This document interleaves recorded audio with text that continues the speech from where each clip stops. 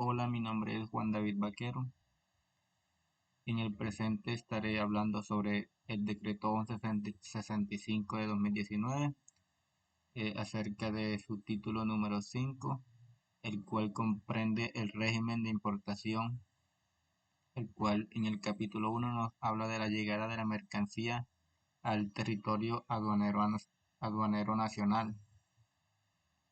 Entre los artículos más destacados encontré el artículo 140, que nos habla del arribo del medio de transporte. Eh, el arribo no es más que esa llegada del medio de transporte, ya sea un barco al puerto, o ya sea un avión, un medio de transporte aéreo al aeropuerto, o otro tipo de medio de transporte a un punto específico del territorio aduanero nacional. El aviso de arraigo del medio de transporte eh, es, es donde el transportador dará aviso de su arribo a la dirección de seccional de aduana correspondiente con una anticipación mínima de 6 horas, si fuera por vía marítima, y de una si fuera por vía aérea. En el artículo 143 nos habla de los medios de transportes averiados o destruidos, que en este caso pueden haber dos alternativas, que pueden ser sometidos al proceso de importación ordinaria o pueden ser abandonados a favor de la nación. El artículo 144 nos habla del manifiesto de cargo. En este, se, en este documento se necesitan una serie de requisitos como la identificación del medio de transporte, el peso y cantidad total de unidades de carga a transportar, los números de los documentos de transporte, los números de bultos, el peso y la identificación, entre otros. Con respecto al artículo 145, este nos muestra la información de los documentos de transporte, en donde también se requiere tipo, número y fecha de los documentos de transporte.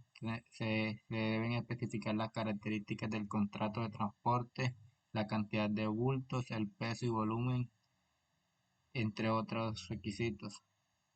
Siguiendo con el artículo 147, este trata sobre la transmisión y entrega de los documentos de viaje a la autoridad aduanera.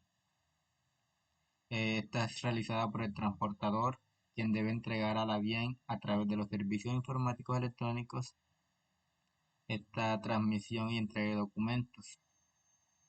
El artículo 157 nos habla de la fecha de llegada de la mercancía, y según este artículo, para efectos aduaneros, la fecha y hora de acuse de recibo del aviso de llegada a través de los servicios informáticos electrónicos se tendrá como fecha de llegada de la mercancía al territorio aduanero nacional. El artículo 158 nos habla de la reexportación del medio de transporte. Este dice que el medio de transporte se reexportará luego del descargue de la mercancía, salvo cuando exista una orden de autoridad que impida la salida. La reexportación no es más que esa salida del medio de transporte luego que se haya descargado la mercancía. El artículo 159 nos habla de las obligaciones del transportador. Algunas de ellas son avisar a la DIAN la llegada de un medio de transporte con la carga al territorio aduanero nacional, avisar a la DIAN con anticipación sobre el arribo al territorio aduanero nacional de un medio de transporte con pasajeros o en lastre, entregar a través de los servicios informáticos electrónicos de la DIAN el manifiesto de carga y documentos de transporte, entre otros. El capítulo 2 de este título nos habla sobre las provisiones de a bordo para consumo y para llevar. El artículo 162 nos habla de la franquicia de tributos aduaneros, que en su llegada al territorio aduanero nacional se admitirán libres de pago de tributos aduaneros siempre que permanezcan embarcados. La declaración de las provisiones de a bordo. Estas son Son autorizadas por las autoridades aduaneras, quienes exigirán declaración escrita de las provisiones de a bordo que se encuentran en el buque a su llegada al territorio aduanero nacional. En el artículo 164 se habla de la disponibilidad de estas provisiones y cuando se trate de buques, pues las autoridades aduaneras permitirán la disponibilidad de las mercancías. Eh, el control de la aduana, como manifiesta el artículo 165, la autoridad aduanera podrá verificar la exactitud de la declaración mediante la inspección de las provisiones de a bordo. El artículo 166, reaprovisionamiento para la travesía hasta el destino. Este, reaprovisionamiento de los buques o aeronaves que lleguen al territorio aduanero nacional se considera una exportación. Esta palabra lo que nos quiere decir es que se necesita proveer a esos buques que dejaron una mercancía y que tienen que salir y necesitan de estas provisiones para retornar. El artículo 167 nos habla de los otros destinos que pueden darse a las provisiones de a bordo, que podrán programarse en importación ordinaria siempre que se cumplan con las condiciones aplicables.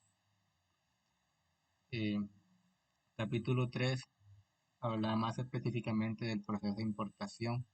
En el artículo 168 se habla de los depósitos de mercancía, que toda mercancía de procedencia extranjera permanecerá durante el proceso de importación en los depósitos habilitados por la DIAN.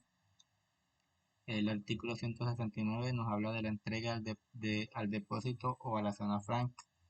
Todas las mercancías deberán ser entregadas por el transportador a los agentes de carga internacional según corresponda al depósito habilitado en los documentos de transporte o en los que se hayan determinado. El artículo 170 habla del ingreso de mercancía a depósitos o a la zona franca, donde el usuario operador de la zona franca se lleva estas mercancías y se van a guardar.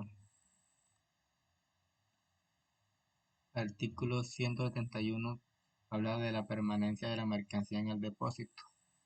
Dice que ésta podrá permanecer almacenada mientras se realizan los trámites para obtener su levante hasta por el término de un mes, contando desde la fecha de su llegada al territorio aduanero nacional y puede ser prorrogado hasta por un mes más y después de esta prórroga puede quedar en abandono legal. Eso era todo. Muchas gracias.